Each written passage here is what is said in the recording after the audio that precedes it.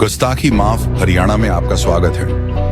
हरियाणा में 50 साल से खोजी पत्रकारिता कर रहे पवन कुमार बंसल फ्लैशबैक हम आपको ले जा रहे हैं 2014 में हरियाणा में चुनाव हुए थे और भाजपा पहली बार पूर्ण बहुमत को लेकर सत्ता में आगे थी। मनोहर लाल जी हरियाणा के सीएम बने। हालांकि उन्हें प्रशासन चलाने का कोई अनुभव नहीं था, लेकिन चूंकि वो प्राइम मिनिस्टर नरेंद्र मोदी की चॉइस थे इसलिए वो हरियाणा के सीएम बन गए थे। मनोहर लाल जी ओथ लेने के बाद, सीएम बनने के बाद सीएम सचिवालय चंडीगढ़ में बैठे हैं और उनके एक कैबिनेट कुलीग आते हैं हिसार साइड से। वो कहते हैं कि हिसार के एसपी विकास धनखड़ का तबादला करना है। अब मनोहर लाल जी को प्रशासन का अनुभव नहीं था, उनके दिमाग में आईएएस और आईपीएस अफसरों का बड़ा फोबिया था। उनके दिमाग में बड़ा फोबिया था कि आईएएस आईपीएस अफसरों को ऐसे थोड़ी तब्दील किया जाता है। खैर एनीहो, वो उन्होंने उनकी बात को टाल दिया, लेकिन वो मिनिस्टर ने अपनी प्रतिष्ठा का सवाल बनाया था, नाक का सवाल बनाया था कि हर हालत में उसको बदली करवानी है।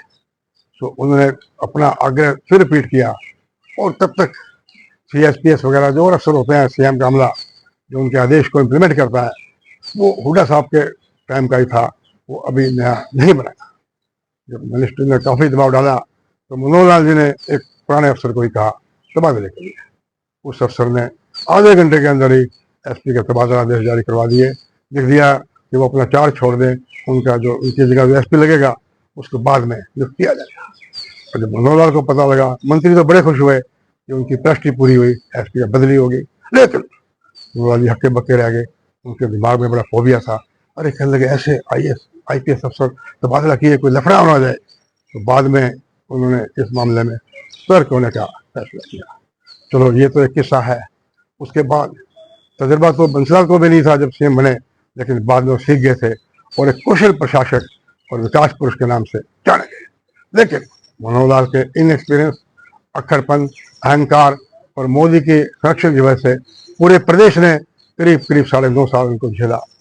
और जब वो इतने लोकसभा चुनाव से पहले इतने अलोकप्रिय हो गए, आनंद फानंद में उनके सेंट्री ऑर्डर हुए, उनको बदल दिया गया, उनकी जगह नायब सिंह सैनी को सीएम बना दिया। हम थोड़ा संक्षिप्त में चर्चा करेंगे 9.5 साल कैसे लोगों ने सफर किया, अब भी सफर कर रहे हैं। तो रिमोट कंट्रोल से दिल्ली से सरकार चला रहे हैं। नायब सिंह सैनी को उन्होंने अपना डमी बना दिया। मनोहर लाल के इनएक्सपीरियंस का खामियाजा भुगतना पड़ा जब प्रदेश में जाट और अन्य जातियों ने आरक्षण के लिए सरकारी नौकरियों में और एजुकेशन इंस्टीट्यूट में, सरकारी नौकरियों शिक्षण स्थानों में आरक्षण के लिए आंदोलन किया। पूरा प्रदेश का ज़्यादा हिस्सा जलता रहा। कोई जंगल राज था, सरकार नाम की चीज नहीं थी। रोहतक जो एपी सेंटर था इसका एजुकेशन का, वहाँ पर तो जुडिशियल अफसर जो जजेस थे वो भी इतना डर गए थे, उन्हें कहीं प्राइवेट कोठरियों में सेक्शन देना पड़ा। फिर और मामले, रामपाल का मामला हुआ। पंचकला में जब राम रहीम की पेशी थी, उसके समर्थकों ने जो ताना नृत्य किया वो भुगतना पड़ा खट्टर साहब के इनएक्सपीरियंस की वजह से। ये अलग बात है कि बाद में वो सारे केस प्रोसिक्यूशन ने परसू नहीं किया, वो ज़्यादातर लोग बरी हो गए। ऐसे रोहतक में जिन लोगों की दुकानें जलाई गई थी चुन चुन कर, उन्हें भारी मुआवजा देकर मामले को रफा दफा कर दिया।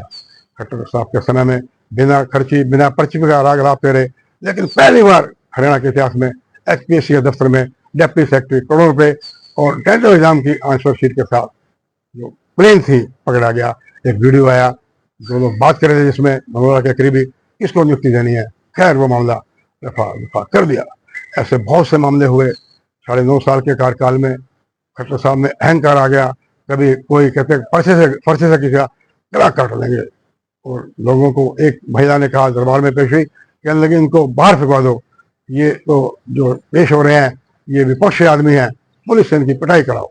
लेकिन क्योंकि मोदी का जबरदस्त था और जब 19 के चुनाव में बहुमत नहीं आया तब भी इन्हीं को बना दिया गया, और दुष्यंत चौटाला की पार्टी जजपा के सहयोग से ये सरकार चलाते रहे। बड़े घोटाले हुए, लेकिन पर्ची खर्ची का नाम लगाते रहे। एक आधा दर्जन ब्यूरोक्रेट जो एक खास जाति के थे, उन्हीं पर सेक्शन किया, उन्हीं को रिटायरमेंट के बाद बार बार नियुक्तियां दी, उन्हीं की सलाह पर चलते रहे। पूरे प्रदेश का बट्टा बैठता रहा, सामाजिक ताना बाना टूट गया और बहुत कुछ हुआ। 9.5 साल में एक पूरी किताब लिखी जा सकती है। तो मैंने संक्षिप्त में आप लोगों से आज कुछ बताया, और ये प्रदेश का बट्टा बैठना अभी भी जारी है, क्योंकि जो नायब सिंह सैनी है वो एक डमी मुख्यमंत्री साबित हुए हैं और वाया रिमोट कंट्रोल से गंगोपाल जी अपने चुनिंदा ट्रस्टी अधिकारियों के माध्यम से अभी सरकार चला रहे हैं। पोस्टिंग ट्रांसफर उनके कहने से हो रही है और महत्वपूर्ण फैसले उन्हीं के अनुसार। नमस्कार।